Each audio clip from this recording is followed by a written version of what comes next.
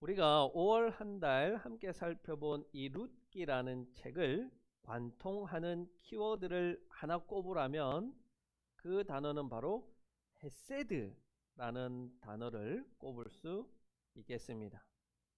이 헤세드라는 단어는요, 우리말로 번역하면 자비라는 단어로 성경에서는 흔히 번역을 합니다. 이 자비라는 단어가 룻기에서는 한 번도 나오지 않습니다. 많은 이 헤세드라는 단어는 룻기에서 2번 나옵니다. 그 가운데 한 번이 오늘 우리가 읽은 본문 1장 8절에서 너희가 너희 남편과 나를 한결같이 사랑하여 주었다에서 바로 이 사랑하다는 이 단어가 헤세드가 사용되었고요. 또 3장 10절에서 지금 그대가 보여준 갸륵한 마음씨는 이제까지 보여준 것보다 더욱더 값진 것이요 라고 보아스가 룻에게 이야기했던 이 말에서 갸륵한이라는 것이 바로 헤세드를 번역했습니다. 이렇게 헤세드라는 것은 우리가 일반적으로 자비로 번역하지만 사랑, 또 갸륵한 마음씨, 효성, 이 모든 것들을 우리가 헤세드라고 할 수 있습니다. 1차적으로 룻기라는 책에서는요, 룻이 시어머니인 나오미에게 헤세드를 베풀었던 것이고, 그러나 룻기에서 헤세드를 베푼 것이 아니라요, 시어머니가 며느리인 나오미가 룻에게, 나오미가 며느리들에게 헤세드를 베풀었고, 보아스가 룻에게, 나오미에게 헤세드를 베풀었고, 하나님께서 하나님의 백성들에게, 그리고 이 두 자부에게 헤세드를 베풀었습니다. 이렇게 룻기라는 책은요, 헤세드의 책입니다. 헤세드로 가득 찬 책입니다. 이렇게 헤세드로 가득 찬 책에 단 한 명만이 헤세드가 없는 사람으로 그려집니다. 헤세드가 없는 사람, 바로 룻의 시아버지였던 엘리멜렉입니다. 하나님도 헤세드를 베풀었고, 나오미도, 룻도, 보아스도 헤세드를 베풀었지만 나오미의 남편이었던 엘리멜렉은 헤세드를 베풀지 않았습니다. 룻기 1장 1절을 보니까요, 이 이야기의 시대적 배경을 사사시대에 기근이 들었다라고 나옵니다. 자, 여러분, 사사시대에 흉년이 왜 들었을까요? 왜 기근이 들었을까요? 지난주에도 설명드렸듯이 사사시대에 흉년이 발생했다는 것은 그냥 자연재해가 일어난 것이 아니라 죄를 지은 백성들에 대한 하나님의 징계입니다. 심판입니다. 하나님의 경고의 메시지입니다. 또한 사사들이 다스리던 때라는 것을 다른 말로 이야기하면 자기 소견에 옳은 대로, 즉 자기 마음대로 살았던 때라는 표현입니다. 그래서 1장 1절에서 사사시대에 흉년이 들었을 때 엘리멜렉이 자신의 가족들을 이끌고 모압 땅으로 피한 것은 단순히 자기가 먹고 살려고, 먹을 것이 없어서 먹을 것을 구해서 이방 나라로 이민을 간 것이 아니라 그 안에는 복잡한 여러 가지 의미가 담겨져 있다는 거예요. 첫 번째, 엘리멜렉이 흉년이 들었을 때 베들레헴 땅을 떠나서 모압으로 이주한 것의 첫 번째 의미는 하나님의 징계를 피해서 도망간 것을 말합니다. 마치 요나가 하나님의 명령을 어긴 채로 다른 곳으로 간 것과 같이 엘리멜렉은 하나님의 징계를 피해서 도망간 것입니다. 그렇게 도망간 것은 오히려 상황을 더 악화시켰죠. 상황을 더 안 좋게 만들었어요. 단순히 먹을 것만 없었던 그 자리에서 더 악화되어서 자신의 두 아들, 심지어는 자기도 죽어버리는 그런 악화된 상황을 맞이하게 됩니다. 두 번째, 엘리멜렉이 모압으로 피난한 것의 의미는요, 자기 소견에 옳은 대로 하나님의 율법을 어긴 행위입니다. 요즘 말로 하면 엘리멜렉이 자신의 아내, 두 아들을 데리고 모압 땅으로 이민 간 거예요.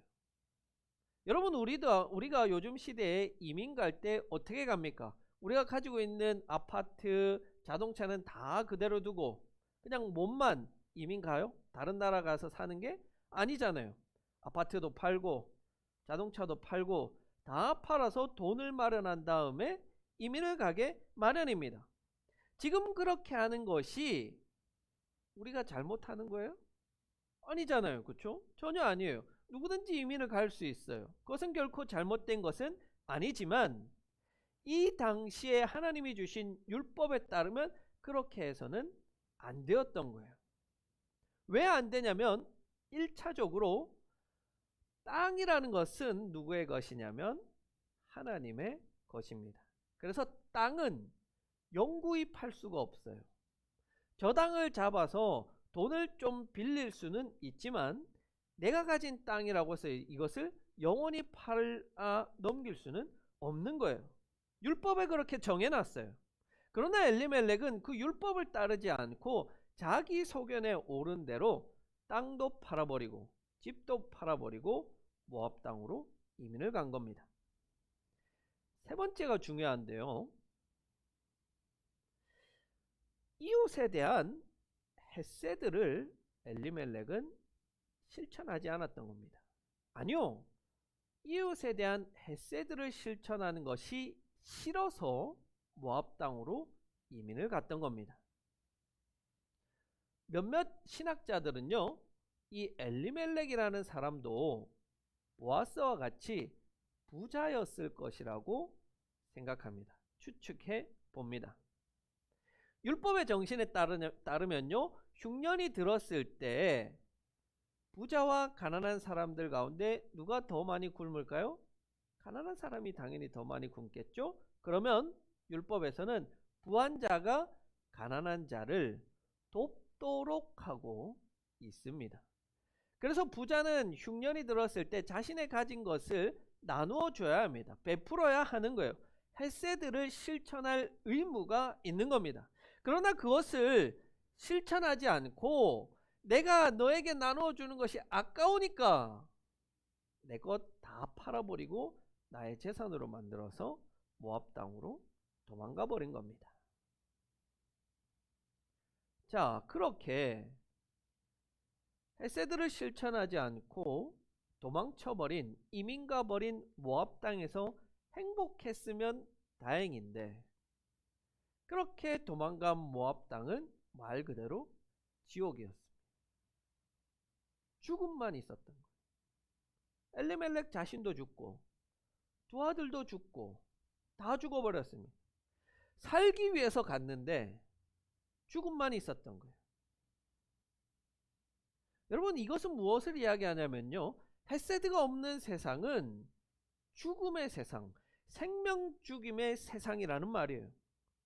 그 세상은 어떤 세상이냐면요, 지금 이 시대가 그래요. 지금 이 세상이 그런 세상이에요. 아주 적당한 표현 같아요. 이 시대를 표현하자면요, 헤세드가 없는 세상이다. 자비가 없고 긍휼이 없고 나눔이 없고 베품이 없는 세상이라는 거예요. 인애가 없고 인자가 없고 효성이 없는 그런 시대가 지금 시대 아니겠어요? 정치에서는 어떻습니까, 여러분? 요즘 정치인들이 가장 많이 쓰는 말이 협치 아니에요? 협치. 새로 대통령 뽑았고 이제 조금 있으면 또 새로운 지역의 일꾼들을 뽑게 될 텐데 항상 하는 말이 협치하겠다는 거예요. 야당과 여당이. 그러나 지금까지 보여준 모습에는 협치가 도대체 어디 있습니까? 경제에서는 어때요? 노사가 서로 불쌍히 여기고 내가 조금 더 양보하고 내가 조금 더 자비를 베풀고 그렇게 해야지만 좋은 세상이 될 텐데 다 자기 이성만 챙긴다고 욕심을 부리니까 끊임없이 이 경제가 어려워지고 있습니다. 시민의식은 어떻습니까? 얼마 전에요? 한 미친 사람이 중국 사람이 길거리를 가는 그 폐지 줍는 노인을 경계석을 들고 얼굴을 때려서 피를 흘리면서 쓰러져 있는데 30분 동안이나 지나갔던 그 수많은 사람들이 아무도 이 사람을 돌보지 않고 119도 불러주지도 않아서 이 사람이 결국에는 죽었다는 뉴스를 우리가 보게 되었습니다. 그 사람을 지나쳤던 그 많은 사람 가운데 예수 믿는 사람이 한 명 없었을까요? 헤세드가 없는 거예요, 이 세상. 이와 같이요, 사람 사는 세상에 헤세드가 없으면 그 세상은 생명 죽임의 현실만이 있는 거예요. 죽음의 현장이 되는 거예요. 그러나 우리가 반대로 생각해 보면요, 헤세드가 있는 곳에는 바로 생명 살림의 현장, 생명의 피어남, 생명의 풍성함은 바로 이 헤세드로부터 시작되는 거예요. 오늘 6절에서 보니까 하나님께서 베들레헴에 양식을 주셨다라고 표현하고 있어요. 이것은 단순히 이제 오랜 시간 지속되었던 흉년이 끝이 났다, 이것을 말하는 것이 아니라요, 누가 헤세드를 베푼 거예요? 하나님께서 고통당하고 있는 자들에게 헤세드를 베푼 거예요.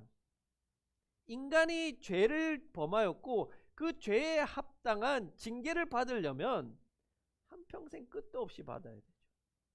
한평생 고생해야 돼요. 그러나 하나님께서는 그렇게 하지 아니하시고 헤세드를 베푸신 거예요.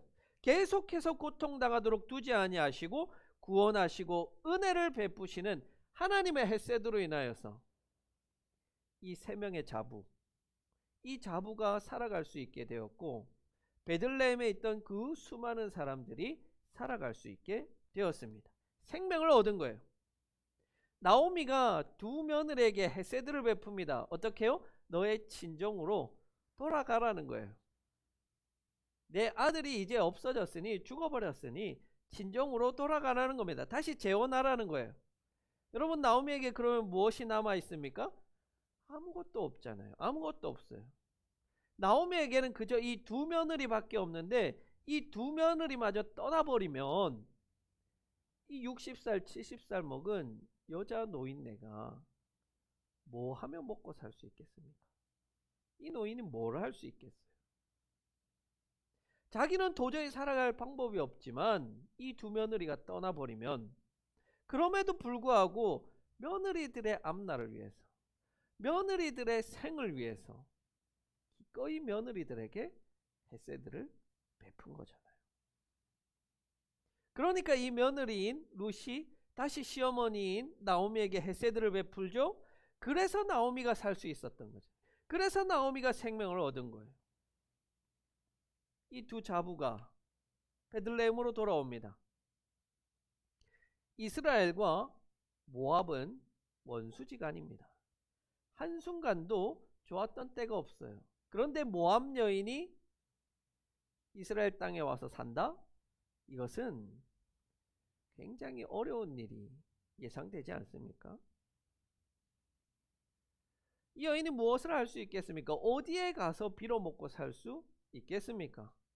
그래도 용기를 내서 추수하는 밭에 가서 떨어진 이삭을 줍고자 나갔을 때 이 이방 여인, 이 원수 같은 이 여인을 향해서 얼마나 많은 사람들이 좋은 것들로 베풀어 주겠습니까? 이때 보아스가 이삭을 주우러 온 룻에게 헤세드를 베풀잖아요. 2장 8절에서 이렇게 말합니다. 이 외국인 소녀에게 다른 곳에 가지 말고 이 밭에서 많이 주워가라.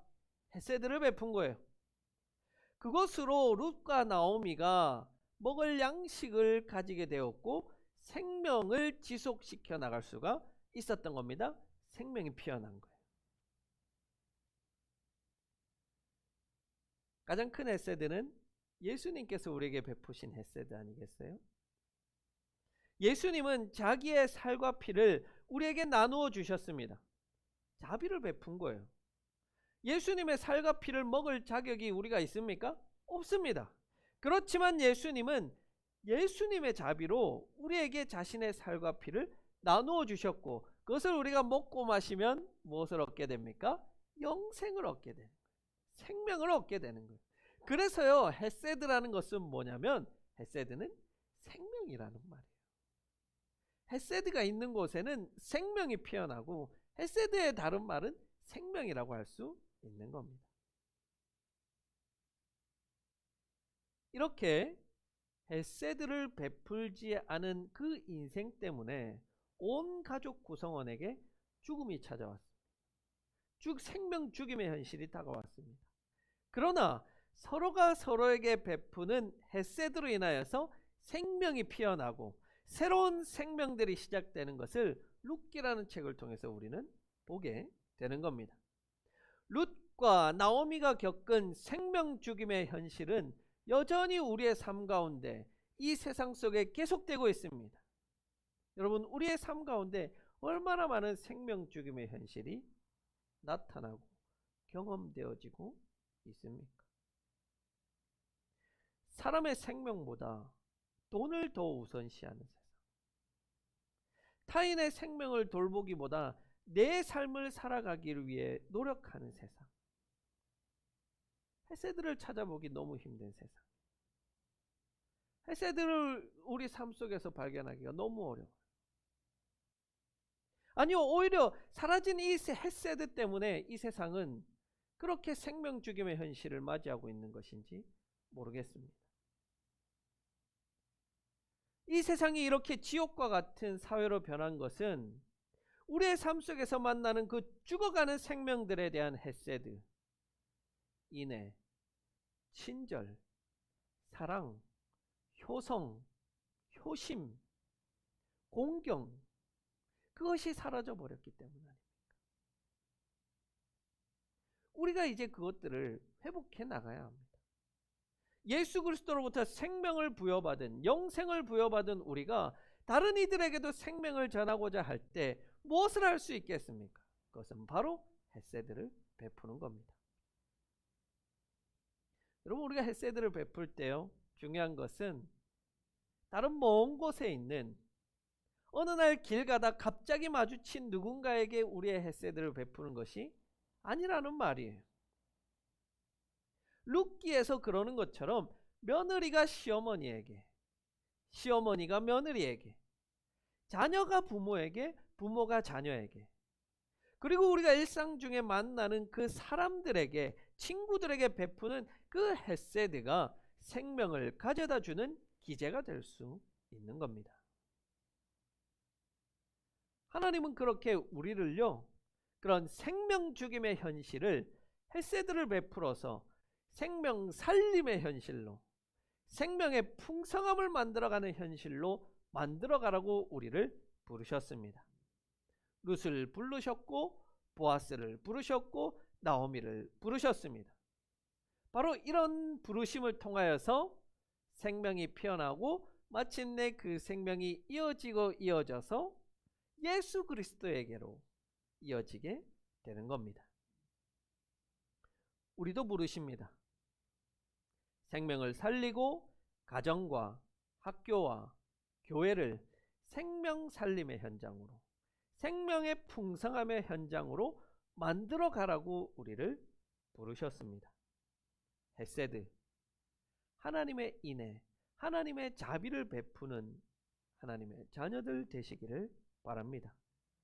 그런 여러분들의 헤세드 위에 하나님께서 베푸시는 헤세드가 더해져서 우리 모두 하나님 나라를 만들고 그 하나님 나라 속에 살아가는 하나님의 자녀들 되기를 간절히 기원합니다.